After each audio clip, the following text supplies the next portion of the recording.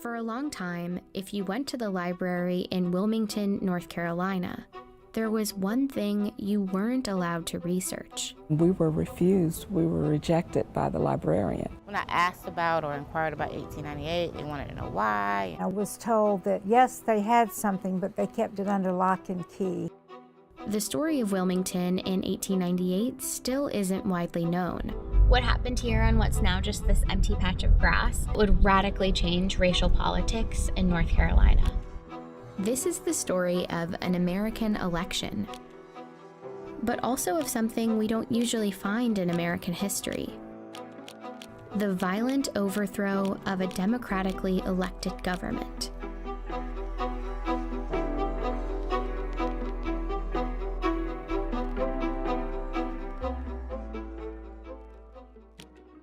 In the late 1800s, Wilmington, North Carolina was the state's largest city. It had a majority Black population, and historians today describe it as a rarity in the post-Civil War American South. Wilmington, prior to November 1898, was what the New South could be at the cusp of the 20th century. There was an unusual degree of Black prosperity.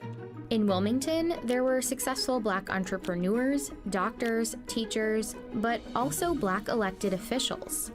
And for a time, that was true throughout the state.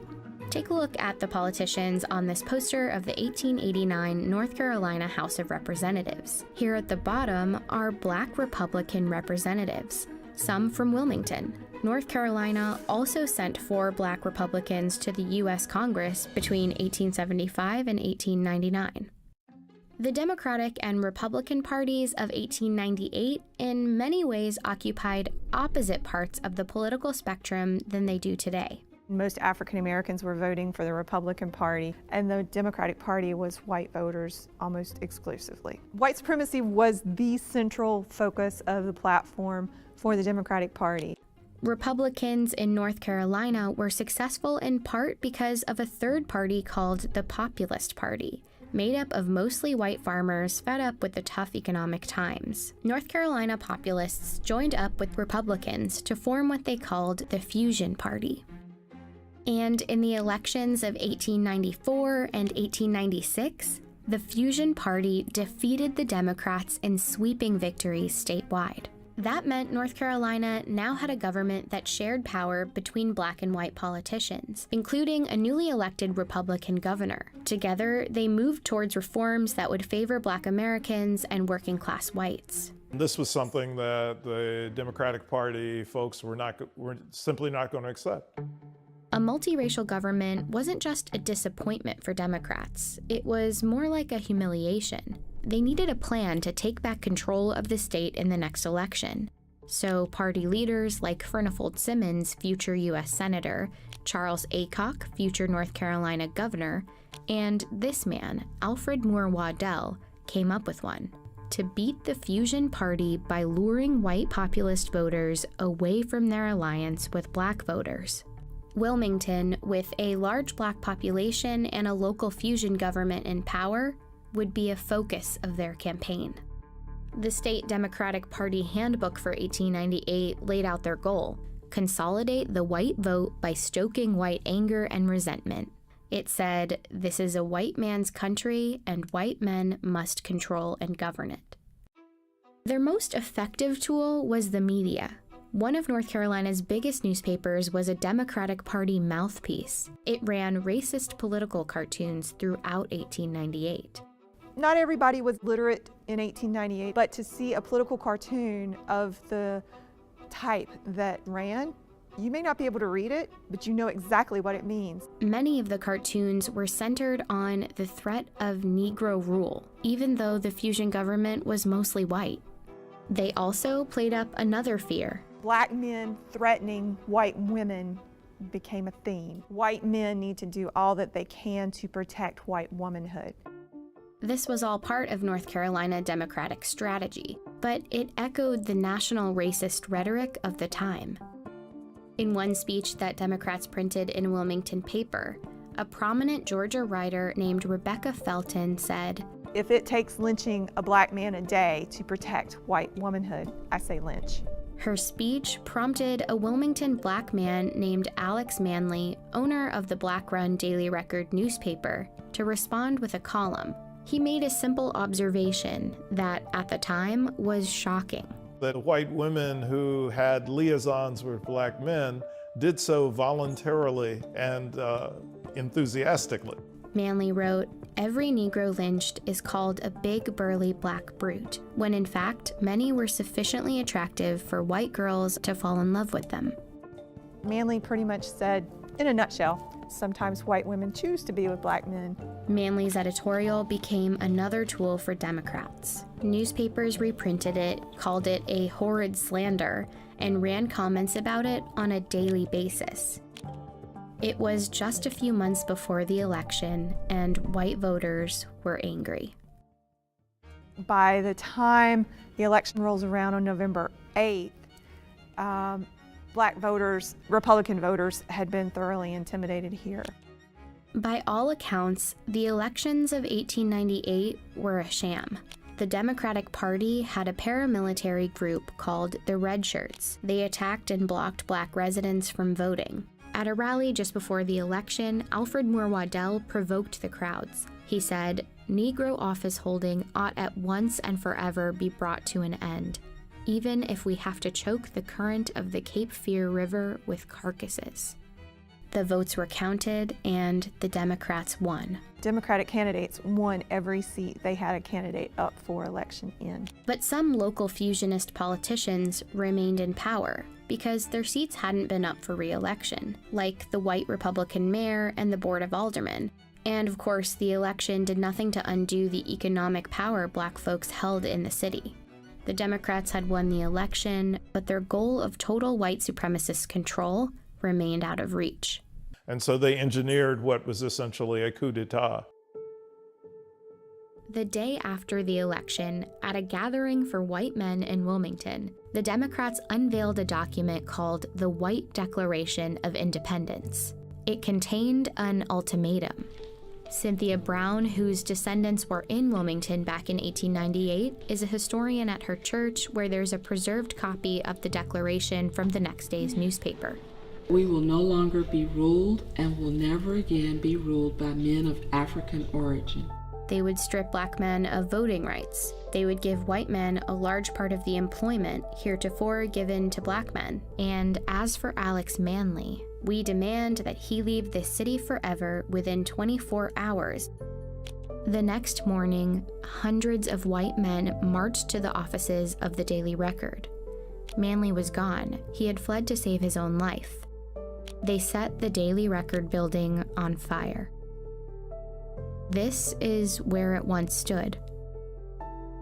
Once the white leadership destroyed Alex Manly's printing press, they destroyed one way in which the African American community in Wilmington could organize itself and keep itself informed. At City Hall, the mayor and Board of Aldermen were forced out. There's 200 armed men in City Hall at the time. They didn't do it of their own free will. And as they resigned, a new member selected by the Democratic Party was voted into office. Waddell, who once threatened to fill the Cape Fear River with black bodies, was the new mayor of Wilmington. Meanwhile, the mob had grown to about 2,000 men, and the violence spilled into the streets. In these photos, X's mark where the first black residents were killed. The stories are that they were dumped into the river, and there are varying stories about how many people were killed. I see 40 to 60 clearly as fatalities as a result of the violence, but I think it was higher. Many black residents hid for days in the swamps and the wooded cemeteries in the city, including Cynthia's great-grandmother. And thousands of other residents fled Wilmington, never to return. Shortly afterward, Democrats printed booklets celebrating a glorious victory, and in the newspapers depicted black residents as the instigators. This image is a gross misrepresentation of what actually happened during 1898. You know, what you see is African American men with guns, not white men with machine guns. The city never regained its black majority population. Jim Crow laws like literacy tests and poll taxes that prevented black people from voting were immediately enacted, and Wilmington's spirit of black opportunity was crushed. Black political representation in the state was over.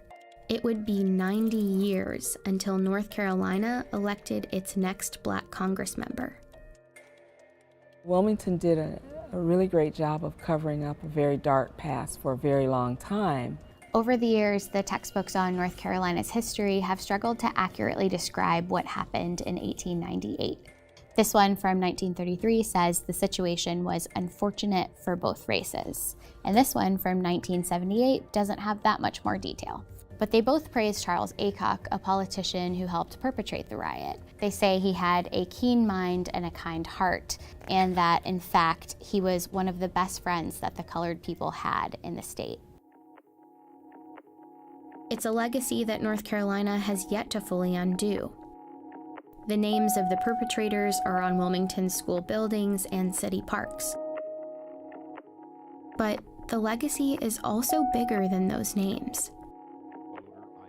Turn on the news, and the state's long history of political suppression echoes. And we turn to a strict new voter ID law in North Carolina. Racial gerrymandering and a push for new voting maps. The court says the Republican-led legislature redrew congressional districts along racial lines, violating the Constitution.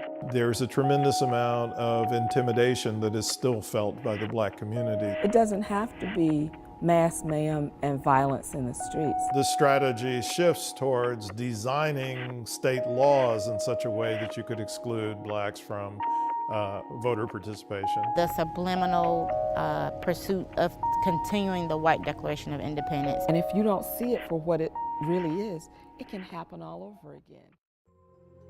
Something terrible happened here. And for decades, people didn't talk about it. I was an adult before I ever heard about it. It was something that was hidden. This entire historic community was obliterated. Bodies dumped in rivers, bodies dumped in mass graves. It was an absolute massacre. This story isn't one you'll find in most history books. And almost 100 years later, the facts of what exactly happened that day are still unraveling. So we're driving in what's known as Black Wall Street. It's where one of the nation's worst episodes of racial violence took place. In 1921, a neighborhood in Tulsa, Oklahoma called the Greenwood District was a bustling community of black-owned businesses. Tulsa locals know that period of Greenwood's history as a kind of golden age. If you can imagine just like an old-time downtown. Things like movie theaters, pharmacies, hair salons, and so forth. They called it Black Wall Street. It was a mecca. It was a huge success. But Black Wall Street was also an anomaly. It thrived at a time when the KKK was incredibly active in Oklahoma, and the nation had just been through the Red Summer of 1919. When white mobs murdered black people in dozens of incidents across the U.S.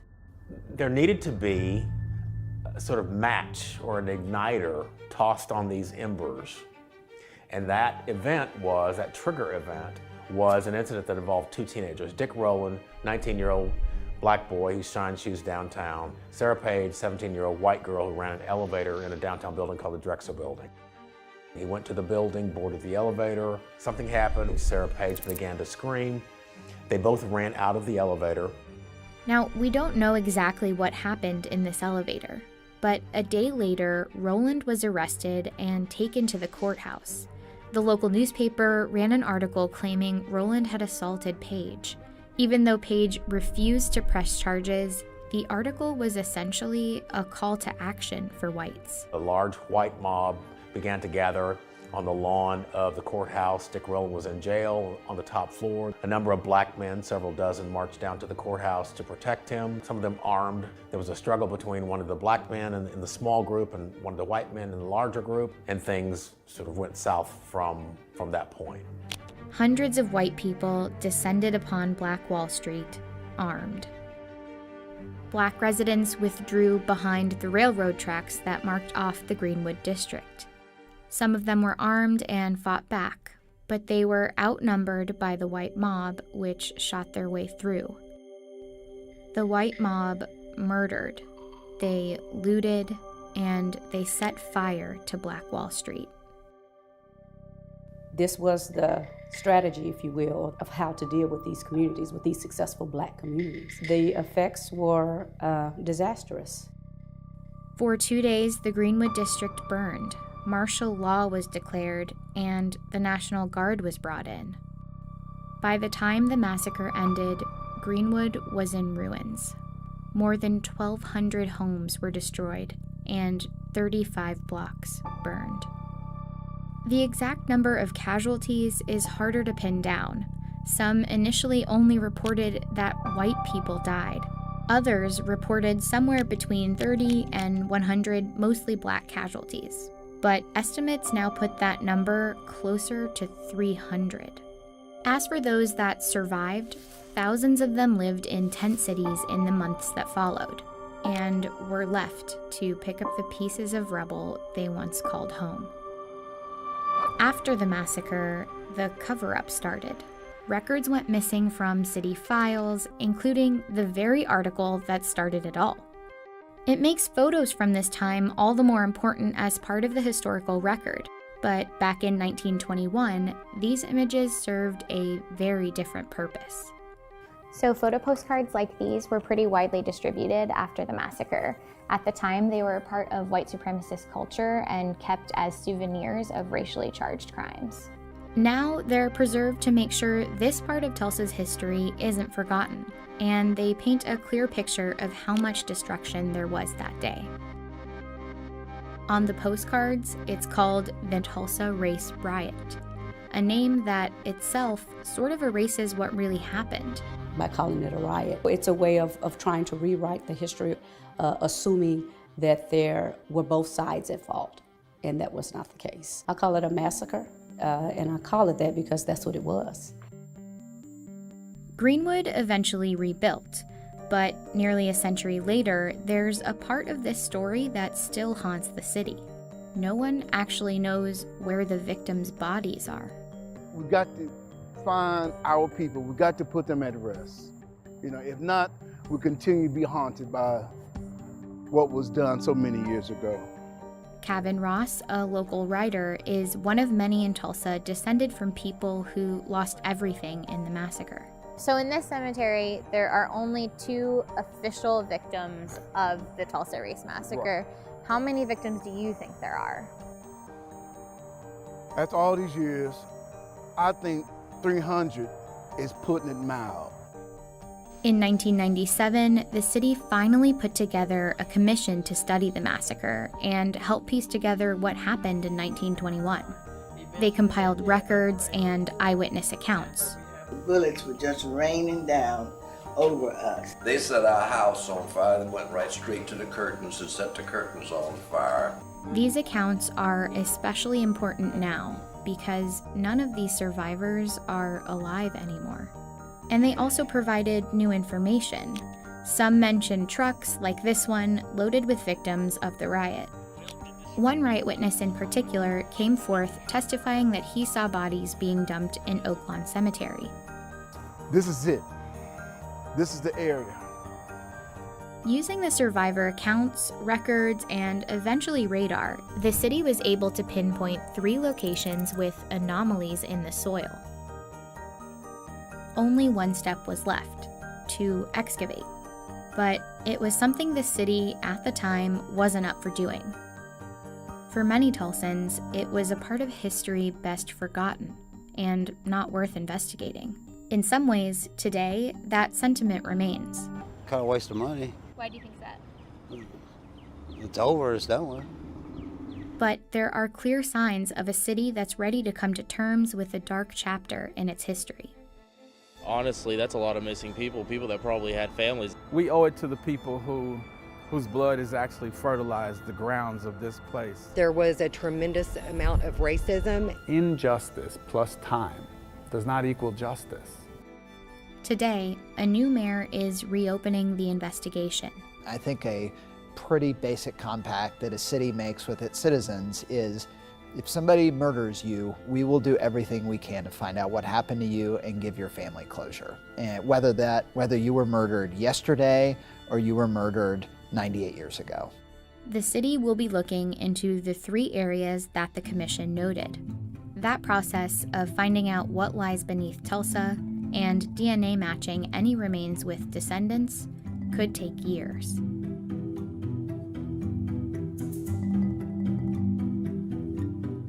The investigation is just one part of a bigger historical reckoning, but the reality is it can't undo the crimes or the cover-up of the 1921 Tulsa Race Massacre.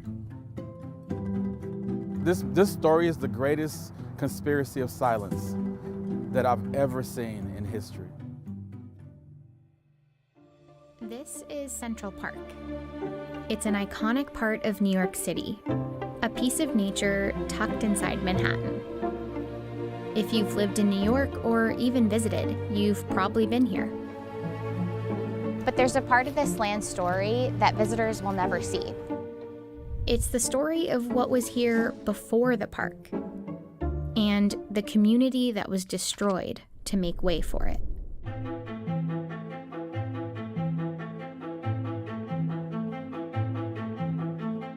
In the 1820s, New York City looked like this. Most people lived in this area, Lower Manhattan. Pretty much everything above it was yet to be settled. In this map, you can see how different the geography was. These little lines illustrate what used to be hills in Manhattan. This was the countryside.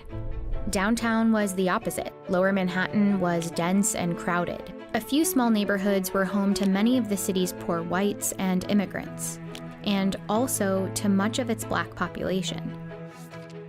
This document shows the number of slaves in New York State. You can see how it went down gradually, from 20,000 in 1800 to 10,000 in 1820, and finally to just 75 in 1830. That's because in New York, slavery wasn't abolished all at once. Instead, it was ended over about 30 years. And as more free black people joined the workforce, racial tensions rose. The people who were enslaved were now in competition with people coming over for jobs. That tension led to violence, and Lower Manhattan became increasingly dangerous for free black people. Then, in 1825, plots of land started to go up for sale here, uptown. It was a way out. A black man named Andrew Williams decided to buy 3 lots. You know, word gets out, black people seeing other black people and saying, oh, there's a little bit of a community developing here, maybe we can just fold into this community. So they start to move in. After Williams, more lots filled up with black families and churches. And it was here, between 82nd and 89th Street, that the community of Seneca Village was born. Moving up to Seneca Village offered black families an affordable, safe place. It also gave them the chance to vote. Black men could only vote in New York if they owned property. Over the course of the next 3 decades, the community grew to nearly 300 residents. Records from the census show that they were laborers, domestic workers, waiters, and shoemakers. And they built dozens of homes, 3 churches, and a school for black students. Later, when Irish and German immigrants started moving into Seneca Village, it became unique for another reason. It was an integrated community. It seems that people of all ethnicities were likely getting along based on the church records that were here. Among the documents are evidence that some white and black families attended baptisms together, were buried next to each other in the same cemetery, and intermarried. The people who lived in this area were individuals who were trying to find a new way of life. Over the next 3 decades, the population of New York City nearly quadrupled. Lower Manhattan could no longer hold everyone. The city's white elite were worried that the entire island would be consumed by development. They said it called for the necessity of a city park to give lungs to the city. This came out of the elite being able to start to travel to Europe, and they see the Champs-Élysées and they see Kensington Park, and they think that the city deserves to have a park of that stature. On July 21st, 1853, New York set aside 750 acres of land to create America's first major landscaped public park, the Central Park.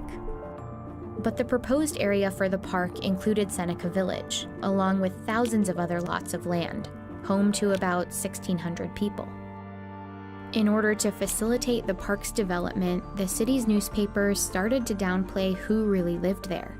They really described these people as living in shanties and shacks. People of debased cultures were living off the land.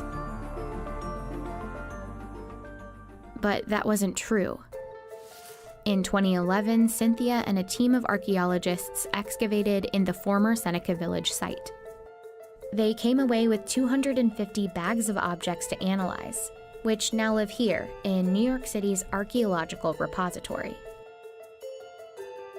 These objects suggest that Seneca Village was wealthier than many assumed. When we compare the objects from the homes of the people in Seneca Village with artifacts from Greenwich Village, an elite upper middle class neighborhood, in some cases they were using the same kind of ironstone plate in what was called the Gothic pattern. Quite a few pieces of porcelain in Seneca Village, and porcelain was an expensive ware. They also found other objects like a comb, a smoking pipe, roasting pan, and part of a toothbrush that probably didn't belong to poor people. Toothbrushes were not common among the working class as well as the middle class until around 1920. And the artifacts themselves were only one part of their analysis. For example, from the census records from 1855, we know that there was a very high level of education. Getting a high school education was clearly an important factor in the community, and that's very much a part of middle class identity. The findings indicate that Seneca Village wasn't a shantytown. It was a working and middle-class community, a growing neighborhood of Black property owners, and an experiment in integration. But to the white New York elite of 1856, it wasn't worth saving. A July 1856 article in the New York Times referred to it with a slur. The Ebon inhabitants, after whom the village is called, have been notified to remove by the 1st of August. Many residents fought to keep their land by filing objections to their forced removal. But Seneca Village, along with the other settlements on the land for Central Park, was seized and destroyed. In their place, the city made pathways, built bridges and arches, and planted thousands of trees. Central Park was done, and Seneca Village was gone forever. We can't imagine New York City without Central Park, but I'm finally grateful that the recognition of the pre-park history has emerged. Today, New York is starting to reckon with this part of its history. An exhibition with information about Seneca Village is temporarily up in the park. But the real legacy of Seneca Village is a story that's repeated itself again and again in cities everywhere. Land, property ownership, that's how you get wealth, and you pass wealth on from generation to generation. But you're getting a bulldozer that comes through because a new highway has to come through, or a new hospital or development site has to come in. Seneca Village was no different. It's time that we own it, and we come to recognize that there are these great stories that live beneath the surface of the park. It's not just African American history, it's just American history.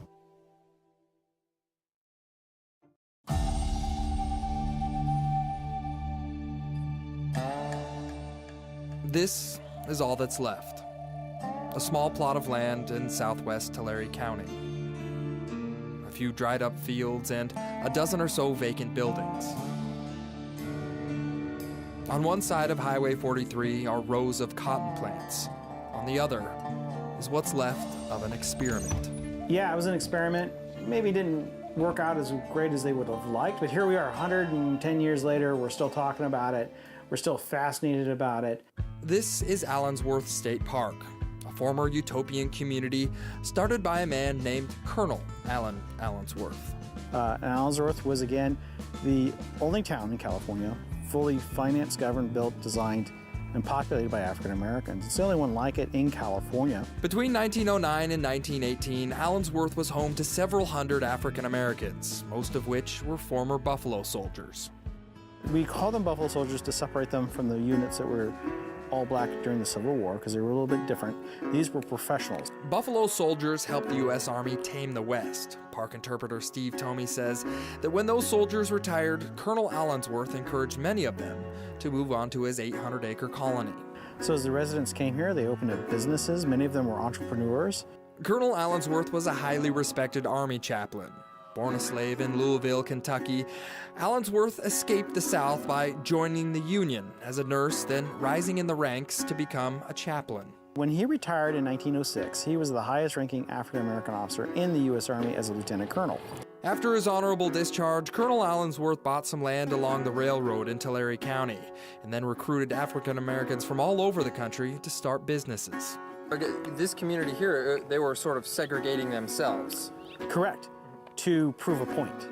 And they were doing it to say, we're gonna prove this town is viable with black-only owned enterprise and labor and capital. For the first 5 years, the town of Allensworth did prove to be prosperous. Farming was good, the town had several stores, and kids were in schools and libraries. But that was only the first 5 years. And then the colonel's killed in 1914. He's killed in Monrovia, California. As he's trying to cross the street, he's struck down by a motorcyclist. After the colonel's death, outside communities started taking advantage of Allensworth. And the first thing to happen was their water rights were taken from them. The town had the water rights, and then they failed to pay their taxes on time. Another company swoops in, buys it out from under them. World War I also had a big impact on the town, and many of the men in Allensworth left to fight overseas, leaving few to run the farms or businesses. And the reason the town failed or the colony failed, and I hate to use that word because, yes, it did fail, but at the same time, there's still a town of Allensworth here. Times were tough, but descendants of the original town did continue to live in Allensworth up to the 1970s. And this is what's left. This is what the California State Parks continues to preserve: the town, the history, and Colonel Allensworth's name. You know, his name and his legacy lives on. It's always going to be preserved. We're on the National Register of Historic Places. We're a California historical landmark. From the historic utopia of Allensworth in Tulare County, I'm John Bartel. Springfield was helpless last night in the hands of frenzied citizens. With 2 men dead and probably 20 more or less seriously injured, tempestuous mobs swept through the streets, wreaking vengeance upon whoever and whatever swayed them to fresh outbursts. They burnt houses right down here on 12th and Madison, the second block all down through there. We have closed our eyes to the whole awful and menacing truth that a large part of the white population of Lincoln's home have initiated a permanent warfare with the Negro race. Springfield, Illinois is defined in our country's history by 2 contradictions: Abraham Lincoln and the 1908 race riot. The great emancipator immortalized the city, while the fatal riot scandalized it. Unlike Lincoln, the race riot has been greatly ignored and its memories suppressed. It is the tragic tale of festering racism that tore apart a community and forced the entire nation to witness the violent rage of a northern city in its darkest hour.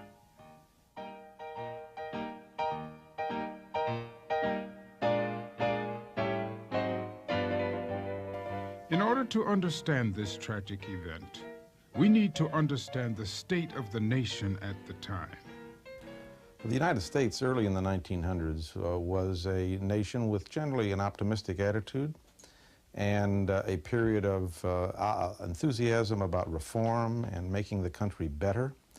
It was a period of general prosperity. There was a brief financial panic a few years before the race riot in 1908. But in general, times were affluent, though the wealth of the country was not very evenly distributed. During this period, thousands of blacks migrated to northern cities in hopes of finding work. This influx threatened whites. The North has been fond for a very long time of thinking of itself in terms of being the land of freedom, the land of liberty, the part of the country that emancipated the slaves from the South. One of the things white Northerners historically have been very reluctant to acknowledge, even till today, I believe, is the fact that a large portion of the white population feels a great amount of anti-black hostility. And part of the reason for that anti-black hostility, and this is relevant for Springfield and the other riots as well, is the feeling that somehow, economically, politically, or otherwise, blacks are getting out of their place. Blacks were supposed to stay in a subordinate, degraded position. Blacks often thought that if they displayed certain characteristics that refuted the image of them, if they were industrious and hardworking, if they owned their own businesses, their own homes, if they did those things that conferred middle-class respectability, that they would be respected by whites. Negative feelings towards blacks provided the fuel for Springfield's race riot, which was ignited by two incidents in which the accused were black men. One was a break-in, and the other was the alleged rape of Mabel Hallam, a white woman. The first occurred around the 4th of July, when a respected white engineer named Clergy Ballard found an intruder in his daughter's room. The man fatally wounded Ballard in an ensuing fight. The next day, Ballard's neighbors and sons found Joe James, a black man, in Ballard's neighborhood and beat him unconscious. Authorities arrived shortly and arrested James for the murder of Clergy Ballard. The reason that the murder of Clergy Ballard was so socially dangerous is that, not because he was wealthy or had high status, he was well integrated into the heart of the working class in Springfield. He had numerous ties at the Illinois Watch Company, for example.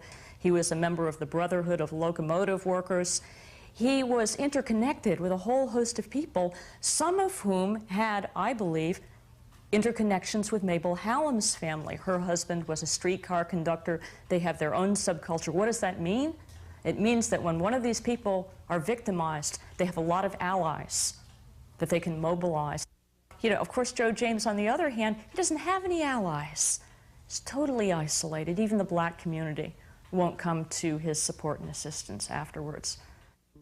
After James was arrested, hatred towards blacks pulsed through the dailies as never before, and public opinion followed. Expel from this city the scores of worthless and lawless Negroes who come here, if not to commit crimes themselves, to egg on others of their race to do so. There were 4 or 5 newspapers in Springfield at the time, and nearly all of them reacted with great passion to the riot, and in retrospect, irresponsibly. The 2 leading daily newspapers, the Register and the Journal, reacted immediately and jumped to conclusions about the guilt of George Richardson for the assault upon Mabel Hallam. They wrote inflammatory news articles and even editorials calling for swift justice one way or the other. And so they really inflamed the passions of the citizens of Springfield during that weekend. The people of Springfield have restrained themselves well. They have given strong evidence of the law-abiding character of the city by their calmness in the face of an event which would have developed the mob spirit in many other communities. Barely a month later, newspapers reported that a white woman had been raped by a, quote, Negro fiend. Mrs. Mabel Hallam said George Richardson was her assailant. Sheriff Charles Warner arrested Richardson and placed him in the county jail, where Joe James also awaited trial. Springfield's white community felt violated. That was one of the greatest fears, especially on the part of white men, is that black men would want, in a sexual sense, their women.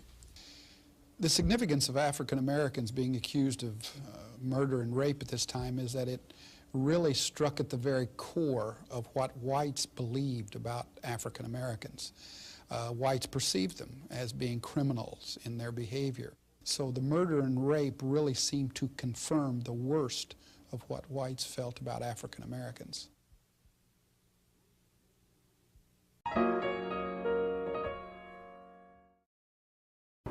Behind me is the old Illinois State Capitol, the building where Abraham Lincoln proclaimed in 1858 that a house divided cannot stand, and also the place where Barack Obama announced his historic candidacy for President of the United States. This is also the scene of a terrible race riot in 1908.